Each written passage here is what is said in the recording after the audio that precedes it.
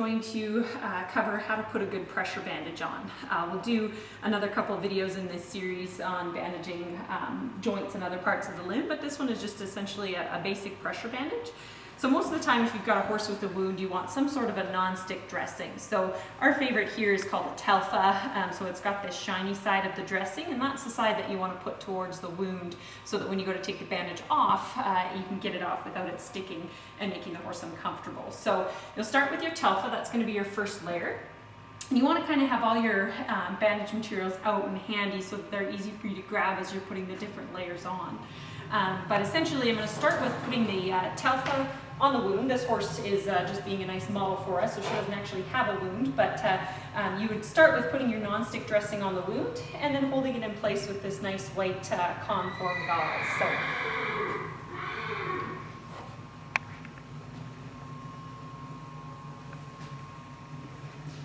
it's sometimes easier to have two people if it's your if you're not very experienced with putting a bandage on, it's often helpful to have someone else holding it in place while you're wrapping it. But once you get used to it, you can pretty much get it done by yourself. So like I said, I put the Telfa on the wound, and then I'm just very lightly wrapping this conform gauze over top of it just to hold it in place and give it an extra layer of absorbency if there's any discharge from the wound.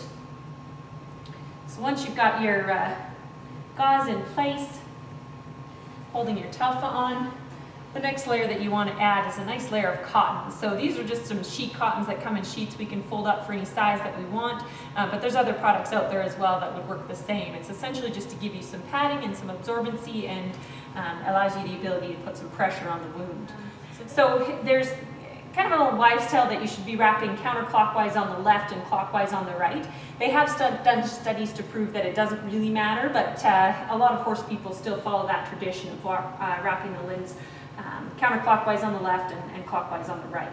So you put your cotton layer on, and again, you don't want to pull this too snug. It's just kind of laid on there nice and evenly. And then the next layer that I tend to put on, not everybody uses this brown gauze, it's called cling gauze, but I really like it because it's not too stretchy, so it's really difficult to get it on there too tight, but it does allow you to put a nice even layer of pressure on there. So I typically start that at the top, and as you're coming across the leg, that's when I tend to pull it nice and snug. So I pull it tight as I come across, and then lay it down on the back side of the leg. And again, pull it tight as you come across. And if you aim to overlap about half the width of the bandage all the way down, that's going to give you a nice even pressure layer. So again, pull it nice and snug as you come across the leg, and work your way down.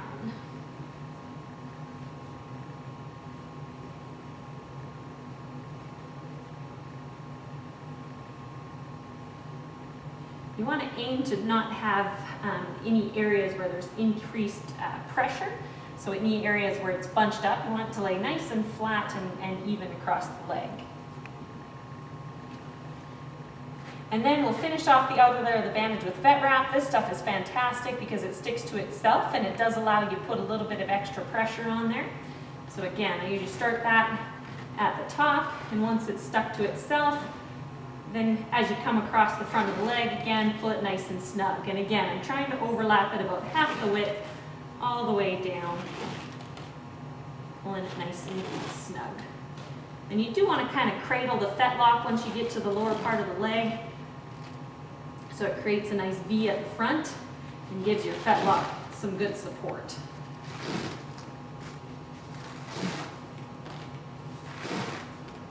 So you could end the bandage there by cutting the vet wrap or tearing it if you'd like. I'm just going to go ahead and use the rest of this roll up and keep putting nice even pressure on all the way down the leg. And again, I'm going to kind of cradle the fetlock here as I come around the leg, and then finish my bandage off.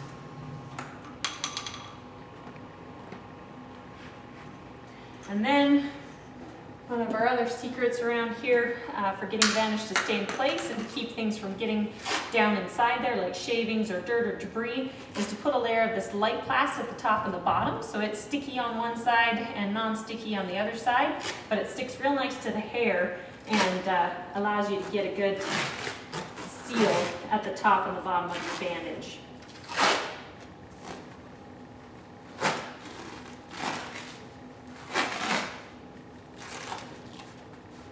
just like so, you've got a nice good pressure bandage on there for managing a wound.